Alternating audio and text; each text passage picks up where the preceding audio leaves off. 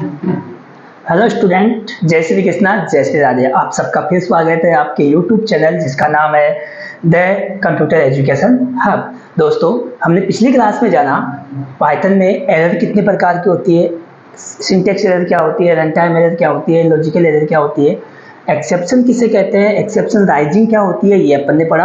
Exception rising के लिए हमने दो सिंटेक्स पढ़े थे, एक राइज मेथड राइज कीवर्ड के साथ और एक एसेट कीवर्ड के साथ। आज की क्लास में हम पढ़ने वाले हैं एक्सेप्शन हैंडलिंग क्या होती है। तो दोस्तों देखो, एक्सेप्शन अगर आती है तो उसको हैंडल करना जरूरी है, वरना प्रोग्राम पहले ही क्रैश हो जाएगा। तो अभी बात करते हैं एक्सेप्शन हैंडलिंग की। एक्सेप्शन हैंडलिंग किसे कहते हैं? किसी प्रोग्राम में प्रोग्रामर द्वारा जोड़ा गया अतिरिक्त कोड जो एक्सेप्शन आने पर प्रतिक्रिया देता है, इस अतिरिक्त कोड को एक्सेप्शन हैंडलर तथा प्रतिक्रिया देने की प्रोसेस को एक्सेप्शन हैंडलिंग कहा जाता है। दोस्तों, एक्सेप्शन हैंडलिंग एक्चुअली में होती क्या है? जब अपने पास एक्सेप्शन आए तो प्रोग्रामर क्या सोचता है कि यार ये एक्सेप्शन नहीं आनी चाहिए, उसके लिए पहले क्या कर देगा, 2 या 3 लाइन का कोड एक्स्ट्रा डाल देगा, पहले से उसमें अतिरिक्त कोड डाल देगा प्रोग्राम लिखते समय, जिससे अगर कोई उस टाइप की एक्सेप्शन आती भी है तो वो एक्सेप्शन जो कोड डाला है उसको हैंडल कर लेगा और उसको प्रोसेस को, मतलब अपना जो प्रोग्राम है उसको क्रैश होने से सेव कर लेगा। देखो, एक्सेप्शन हैंडलर क्या होता है? जो कोड डाला वो एक्सेप्शन हैंडलर है, और उस हैंडलर के द्वारा जो रिएक्शन हुआ, जो प्रतिक्रिया हुई, जिसकी वजह से एक्सेप्शन को हैंडल किया गया, उस प्रोसेस को क्या कहा जाता है? एक्सेप्शन हैंडलिंग कहा जाता है। अब इसमें क्या होता है, यह इंपॉर्टेंट टेक्निक है, एक प्रकार की टेक्निक है जिसके द्वारा प्रोग्राम में रन टाइम पर एरर एनकाउंटर होने पर हैंडल किया जाता है। एक्चुअली में ये क्या होती है? हैंडलिंग, एक्सेप्शन हैंडलिंग होती है, टेक्निक है जिस टेक्निक की वजह से मदद से क्या होता है, जब अपने पास रन टाइम में कोई एरर एनकाउंटर्ड होती है तो उसको वहां पे हैंडल किया जा सकता है, जिससे प्रोग्राम को क्रैश होने से रोका जा सकता है। इसके द्वारा क्या किया जा सकता है? प्रोग्राम को क्रैश होने से रोका जा सकता है, अनस्टॉप, बीच में स्टॉप होने से रोका जा सकता है और अपने प्रोग्राम के आउटपुट मिल सकता है हमें। अब देखो, इसके लिए क्या किया जाता है? इसके लिए पाइथन इंटरप्रेटर एक एक्सेप्शन ऑब्जेक्ट क्रिएट करता है जिसके द्वारा एक्सेप्शन रन टाइम पर हैंडल की जाती है, और इस प्रक्रिया को एक्सेप्शन थ्रोइंग या एक्सेप्शन कैचिंग कहा जाता है। देखो, क्या प्रोसेस होती है एक्सेप्शन हैंडलिंग की? सबसे पहले जैसे ही एक्सेप्शन फाइंड आउट होगी, उसके लिए हमने जो कोड लिखा है उसके बाद में क्या होता है कि जो इंटरप्रेटर है वो क्या करेगा, एक एक्सेप्शन कोड बनाएगा, एक एक्सेप्शन कोड क्रिएट करेगा। वो एक्सेप्शन कोड क्या है? ऑब्जेक्ट बोल सकते हैं। एक्सेप्शन ऑब्जेक्ट होता क्या है एक्चुअली में? उस एक्सेप्शन के बारे में नॉलेज रखता है, उसके बारे में इंफॉर्मेशन रखता है कि एक्सेप्शन किस प्रकार की है, एक्सेप्शन कौन से स्थान पे है। तो ये जो एक्सेप्शन के बारे में रखेगा ध्यान, कौन? Exception object. तो ये क्रिएट करना किसके द्वारा क्रिएट होता है? इंटरप्रेटर द्वारा, और उसके द्वारा एक्सेप्शन को रन टाइम पर हैंडल करना, इस प्रोसेस को बोला जाता है एक्सेप्शन थ्रोइंग। तो एक्सेप्शन थ्रोइंग, तो अभी हमने देखा एक्सेप्शन हैंडलिंग और एक्सेप्शन थ्रोइंग। अब देखो, एक्सेप्शन को थ्रो करने के लिए हम क्या करते हैं, तो इसके लिए अपन क्या करते हैं, कैचिंग एक्सेप्शन एक प्रोसेस होती है, वो प्रोसेस यूज करते हैं, कैचिंग एक्सेप्शन। अब कैचिंग एक्सेप्शन क्या होता है? थ्रो करने से पहले हमारे पास एक मेथड है कैचिंग एक्सेप्शन। हम कैसे एक एक्सेप्शन को क्रिएट करने के बाद और होने के बाद उसको एक्सेप्शन को हैंडल करते हैं, तो वो प्रोसेस है कैचिंग एक्सेप्शन।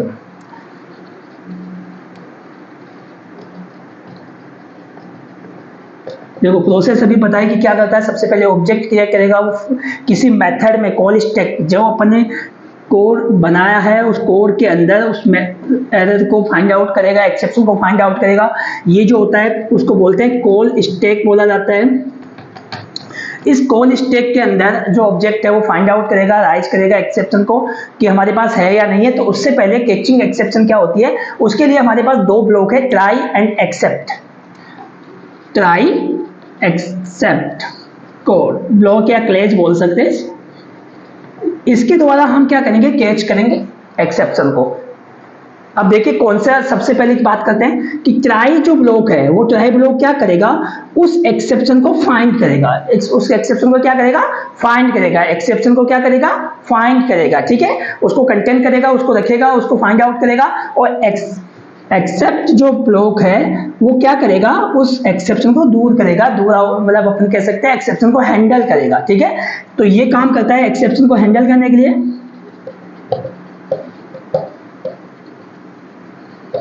हैंडल करने के लिए और ये जो ट्राई ब्लॉक होता है एक्सेप्शन को फाइंड आउट करने के लिए, चेक करने के लिए।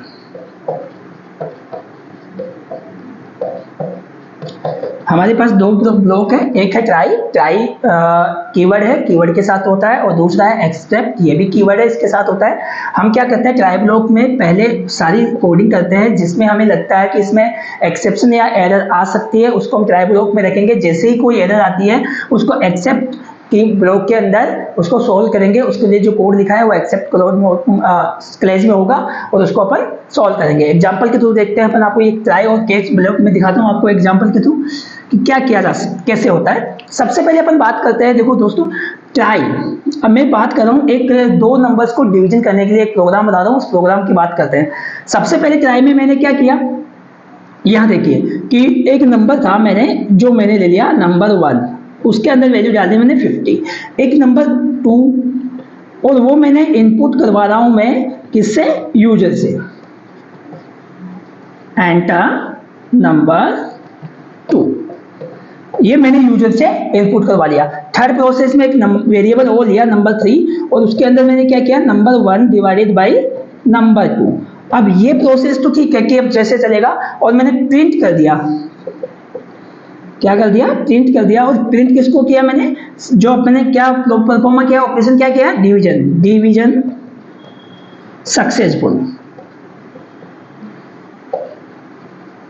Division successful. ये मेरे ट्राई ब्लॉक में था और मैं अब एक्सेप्ट ब्लॉक में जो लिख रहा हूं, अगर मेरे पास कोई एरर आती है तो मैं एक्सेप्ट में लिखूंगा क्या, 0 डिवीजन एरर, इसको फाइंड आउट करना, यहां सोल्व करूंगा प्रिंट, और मैसेज में क्या डाल सकता हूं, अगर मेरे पास कोई 0 डिवीजन एरर आ सकती है तो मैसेज किस वजह से आ सकती है वो, कि अगर मेरे पास number 2 is equal to 0 is not allowed.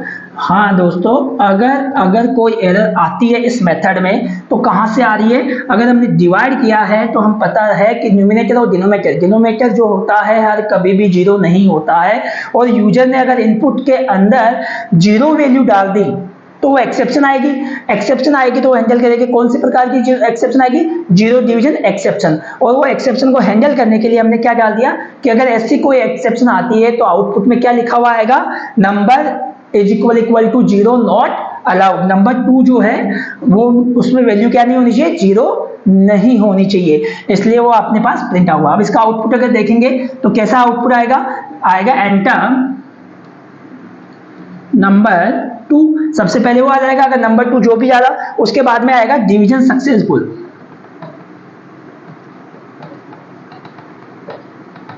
Division successful. अगर हमने यहाँ पे प्रिंट में आउटपुट भी दिया, आंसर भी दिया, तो हम लिख सकते हैं प्रिंट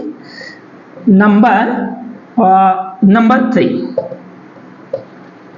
क्योंकि हमारा जो आउटपुट है यहां से डिवाइड होने के बाद नंबर 3 में चला गया, नंबर 3 को मैं प्रिंट कर सकता हूं, तो आंसर जो भी आ जाएगा यहाँ पे लिखा हुआ आ जाएगा। अगर हमारे पास एरर आती है तो सीधा ही आंसर ना देके क्या आंसर आ जाएगा उसका बाद, कि नंबर 2 इज नॉट अलाउड।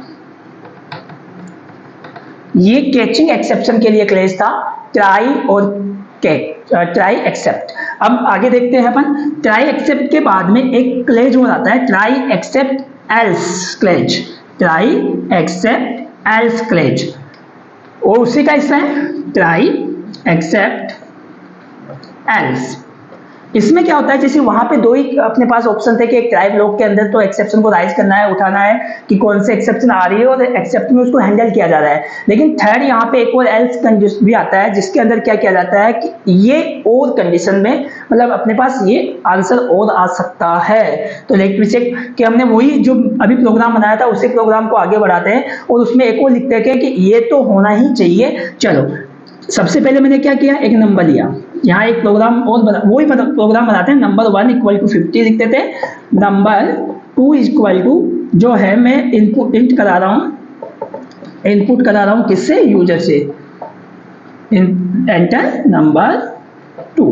ठीक है, मैंने यूजर से क्या कराया, इसको प्रिंट कर एंटर करवाया, और number 3 equal to number 1 divided by number 2। ठीक है, अब यहाँ पे आंसर आ जाना चाहिए था। अब मैं क्या करा रहा हूँ, इसको प्रिंट करा रहा हूँ, प्रिंट डिवीजन सक्सेसफुल। क्या कर रहा हूँ, डिवीजन सक्सेसफुल। ये मैं इसमें क्या दे रहा हूँ, अपने पास एक मैसेज कर रहा हूँ। अब मैंने ये लिखा सब ट्राई ब्लॉक में, किस में लिखा है, ट्राई ब्लॉक में, ये ट्राई ब्लॉक में लिखा हुआ मेरा। अब मैं बात कर रहा हूँ एक्सेप्ट की। अगर मेरे पास कोई जीरो अवेलेबल होती है, मतलब कोई एरर आती है, तो मैं एक्सेप्ट ब्लॉक में क्या लिखूंगा, जीरो डिवीजन एरर। और इसके अंदर अगर मेरे पास कोई ऐसी प्रकार की एरर आएगी, जीरो डिवीजन एरर, तो उसको यहां पर सॉल्व किया जाएगा, प्रिंट, और मैं लिख सकता हूं number 2 equal to zero not allowed. ठीक है, equal to zero not allowed. मैंने इसके बाद में एल्स और डाल दिया, और एल्स में क्या लिखा मैंने, print result of number 1 divided by number 2 is और नंबर 3, क्योंकि हमारा जो आउटपुट आ रहा है वो नंबर 3 में आना है, तो ये मेरे पास अब आ गया है। अब इसका आंसर क्या आना चाहिए था, आउटपुट क्या आ जाएगा कि ये क्लेज में चेक करेगा एक्सेप्शन है या नहीं है, उसके बाद में इस क्लेज में वो उस एक्सेप्शन होती है तो एक्सेप्ट में उसको हैंडल कर देगा, और एक्सेप्शन अगर नहीं होती है या होती है तो हमारे पास जो आउटपुट है वो तो एल्स में आएगा ही आएगा। कंडीशन में ये है कि थर्ड जो अपनी कंडीशन है, print result of the number 1 divided by number 2 is number 3, तो अपने पास प्रिंट होगा ही होगा। अब एक इसके बाद में अपने पास जो है नेक्स्ट है वो फाइनली क्लेज। कौन सा क्लेज है, थर्ड वन है फाइनली क्लेज। उसके अंदर क्या होता है दोस्तों, यही सेम स्टूडेंट्स, सेम ऐसे आता है ट्राई जैसे एक्सेप्ट, और अभी अपने पढ़ा एल्स। अब अपन पढ़ रहे हैं finally block, finally FINALLY finally. अब फाइनली क्लेज क्या होता है कि कोई भी अपने पास कोड हो उसमें से ये तो चलेगा ही चलेगा एंड ऑफ द लास्ट में, कि अगर पाइथन लैंग्वेज में फाइनली क्लेज एक ऑप्शनल क्लेज होता है जो प्रोग्राम को एक्सेप्शन आए या ना आए हमेशा रन होता है। क्या होता है कि प्रोग्राम में एक्सेप्शन आती है या नहीं आती है कोई फर्क नहीं पड़ेगा, लेकिन लास्ट वाला जो क्लेज है वो तो रन होगा ही होगा। और वैसा ही एक प्रोग्राम अभी बना के दिखाते हैं आपको, सेम वही प्रोग्राम, उसमें फाइनली क्लेज और ऐड कर देते हैं। कि हमने क्या लिया, ट्राई के अंदर लिखा number 1 equal to 50, number 2 is equal to int input enter and number 2, enter number 2।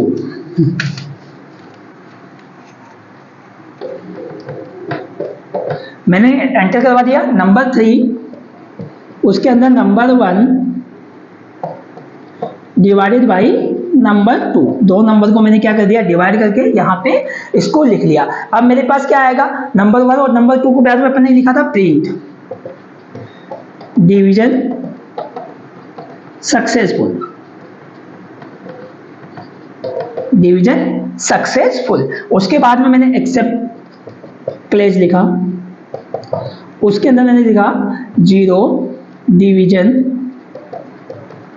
Error, zero division error, और इसमें प्रिंट कर दिया मैंने number 2 is equal to zero not allowed, not allowed. इसके बाद में मैंने क्या किया, फाइनली क्लेज लगाया, और फाइनली क्लेज में क्या लगा दिया, प्रिंट ओवर एंड आउट। अब देखिए, अब यहाँ पे बात करते हैं कि ये फाइनली क्लेज क्या काम करेगा। फाइनल के लिए कीवर्ड के साथ लगता है एक्चुअली में।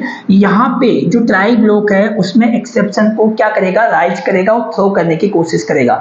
जैसे एक्सेप्शन मिली उसको थ्रो कर देगा, एक्सेप्शन मिलेगी तो थ्रो कहाँ करेगा, उसको कैच कौन करेगा, एक्सेप्ट क्लेज करेगा। ठीक है, उसने थ्रो किसने किया, ट्राई ने किया, उसको थ्रो कर दिया। जैसे ही अगर कोई मुझे एरर मिली, एक्सेप्शन मिली, उसको थ्रोइंग कर देगा, throw exception.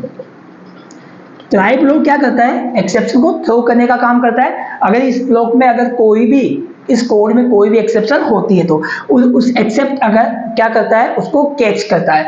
Zero division error होगी अगर, तो वो यहाँ पे सोल्व कर देगा और लिखा आएगा number 2 is not equal to 0 is not allowed.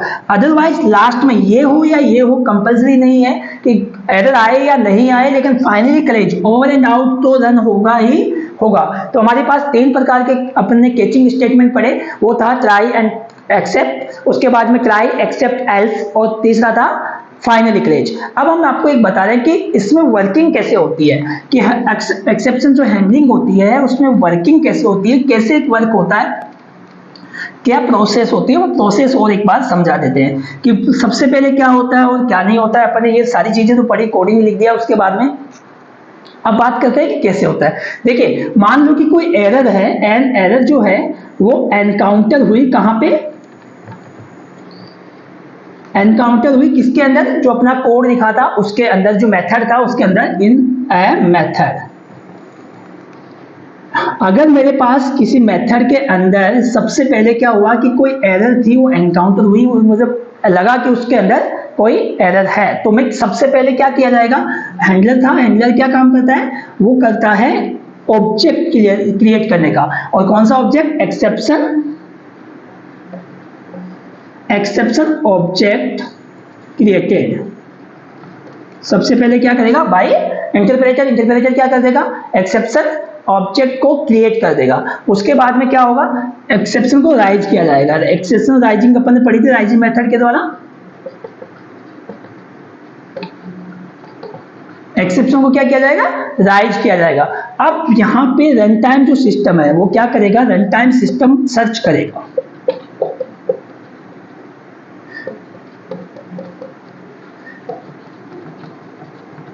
Searches exception in method, और मेथड क्या हो सकता है, कॉल स्टैक। कॉल स्टैक के अंदर वो एक्सेप्शन को फाइंड करेगा, ढूंढेगा कि एक्सेप्शन है या नहीं है। तो इसके 2 चांस है, या तो फाइंड हो जाती है, अगर फाइंड होती है तो क्या होगा, और नॉट फाउंड पे क्या होगा, 2 ही तो ऑप्शन हो सकते हैं। वो फाइंड करेगा तो, सर्च करेगा तो नॉट फाउंड, अगर फाउंड करेगा तो उसको क्या करेंगे, हम कैच करेंगे, कैचिंग और थ्रोइंग, कैचिंग या थ्रोइंग। और किसकी मदद से करेंगे ये सब, एक्सेप्शन हैंडलर, कोड एक्सेप्शन की तरह से, थ्रोइंग एक्सेप्शन अपन ने लिखा था हैंडलर, एक्सेप्शन हैंडलर की मदद से ये क्या करेंगे, कैच करेंगे उसको और थ्रो कर देंगे, बाहर निकाल देंगे उसको। अगर नहीं मिलता है तो क्या करता है सिस्टम, उसको रिवर्स में, कॉल स्टैक में रिवर्स सर्च करता है।